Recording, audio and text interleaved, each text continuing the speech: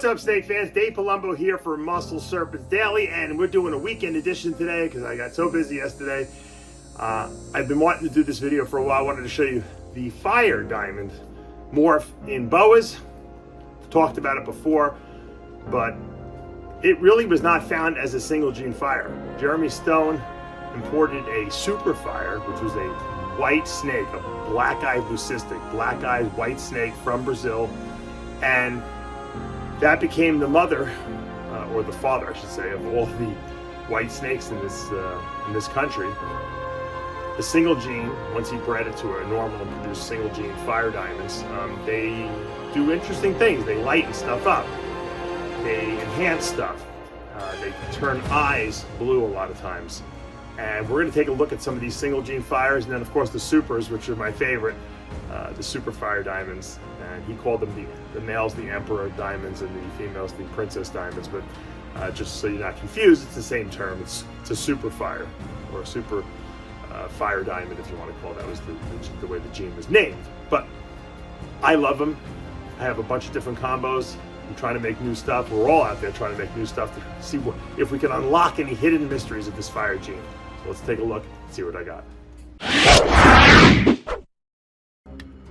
All right, here's a nice male fire diamond, adult.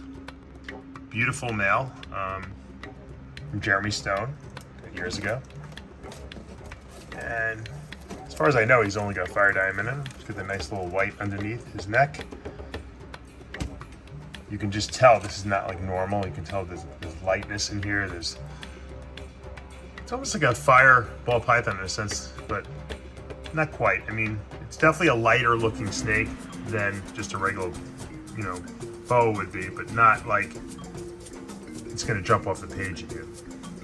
Now there's different degrees of fire also. You see different expressions of it also when you look at the snake. Here's a female adult that is a motley fire diamond.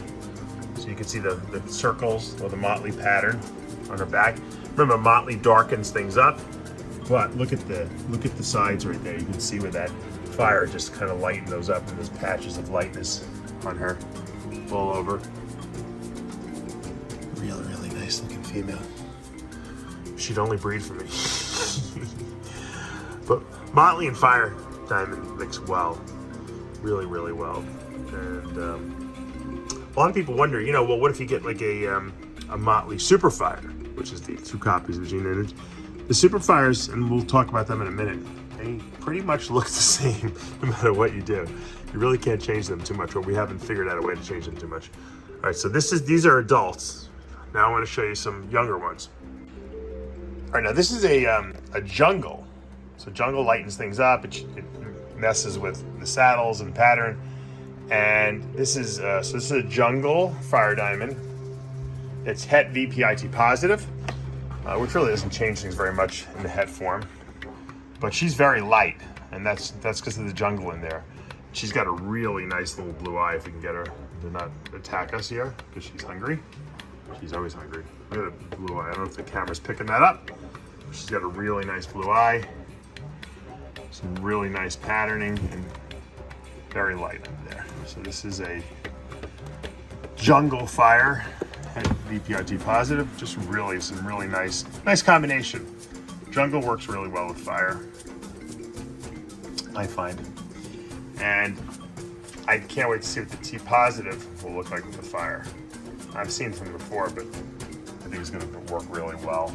Depending on what else we put in there, maybe motley, jungle, fire, VPIT positive. It looks super, super cool. There's that girl, look at that eye. Oh, I love that blue eye. Now here's one of the nicest, I think, fire combinations. This is the Central American T positive, or the Stone Burke line of T positive, combined with fire. Look at the reds in here, and oof, this is just amazing. This is also got hypo in here too, so okay, hypo lightens things up a lot as well.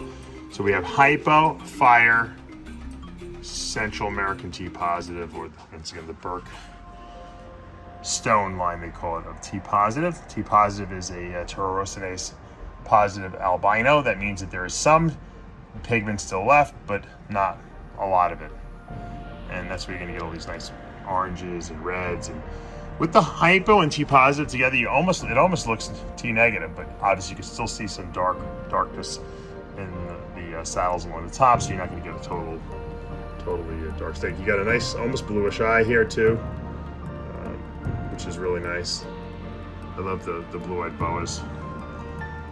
But the tail is really the nicest part. If I can get her to show that off. Beautiful. So this is a T positive hypo fire diamond. Nice combination. Okay, now this is taking the fire diamond, I guess to the extreme. This is a Key West fire. That's a sharp albino. There's a male in here too.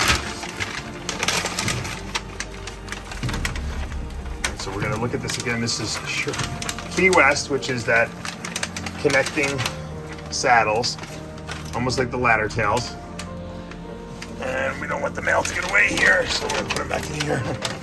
And she's fire and sharp albino. So that sharp albino fire is gorgeous. She's just gotten better and better as she's gotten older, really, really pretty.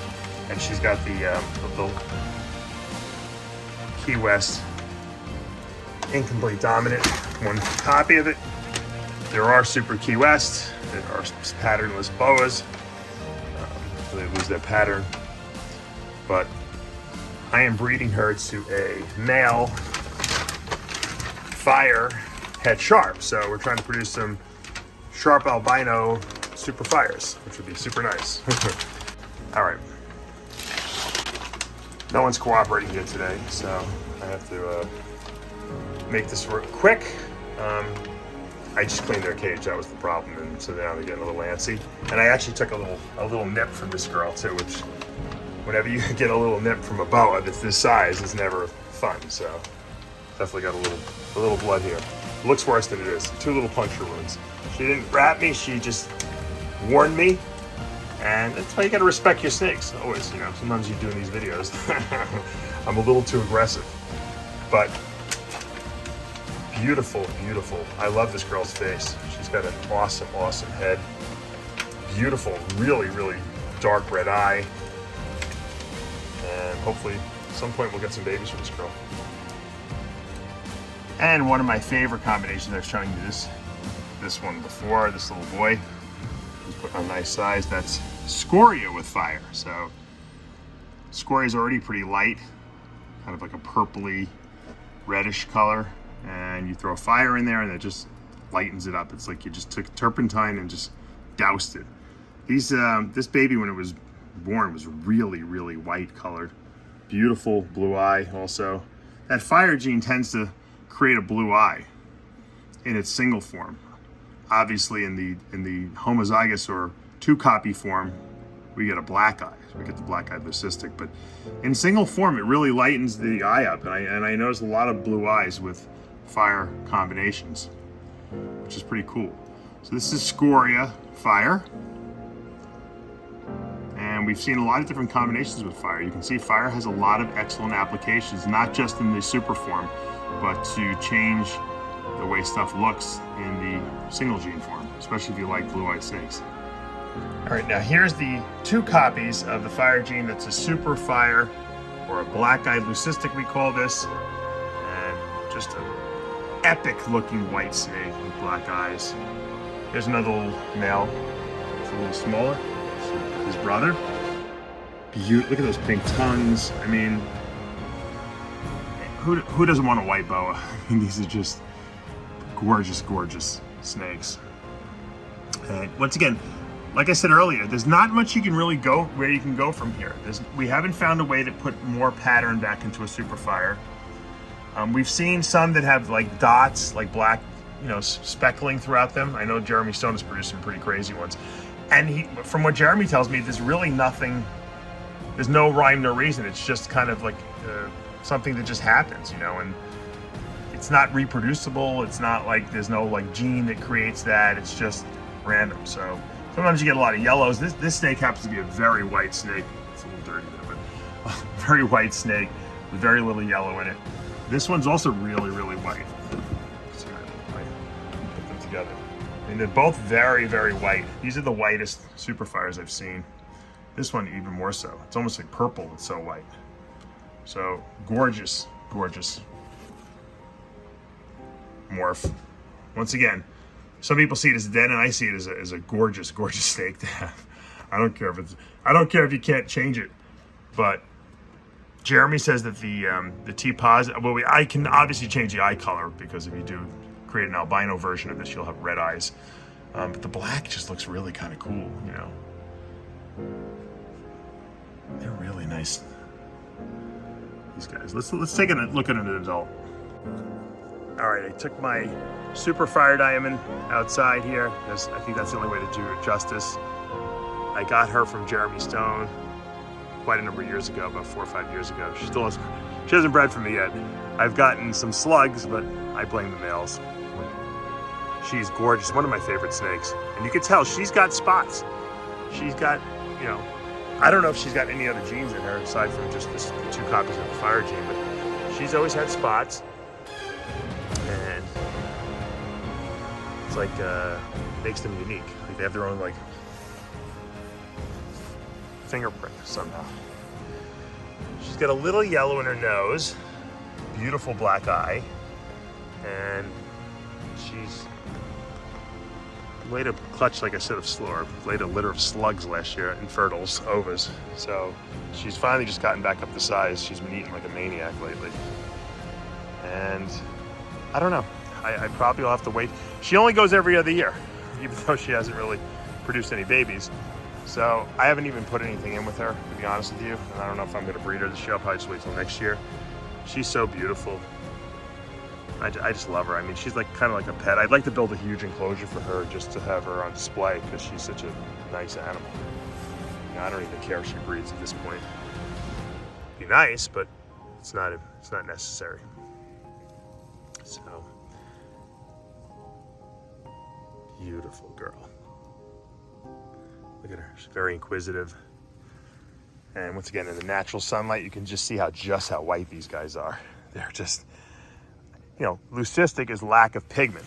You know, albino's lack of black pigment, but leucistic is lack of all pigment, which is weird because they have black eyes and then they have like spots, and a lot of times they do have some pigment, you know, pigmentation in them, which is weird, you know, when you think about it, if it's a lack of all pigment and then they have some pigment. So, but leucistics all are pretty similar to that. I had a leucistic arowana, which is a snake, which is a fish, and they sold it to me as an albino, but knowing the difference between albino and leucistic, it never had red eyes.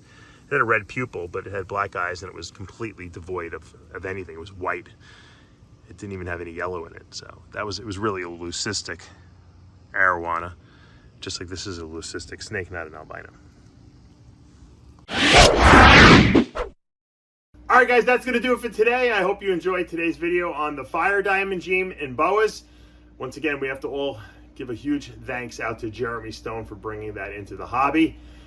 It was it's a game changer gene, really it is, and it's so beautiful. I mean, if I had to pick one boa probably to have, it would probably be a super fire diamond. If I had to like have one display animal, and this is gonna be my pet, I love that snake, man. You see how beautiful she looks in that grass outside. I mean, whenever I show her, she's probably the most popular boa that I show to people when they come over and see my facility. Just regular, even people who aren't snake people.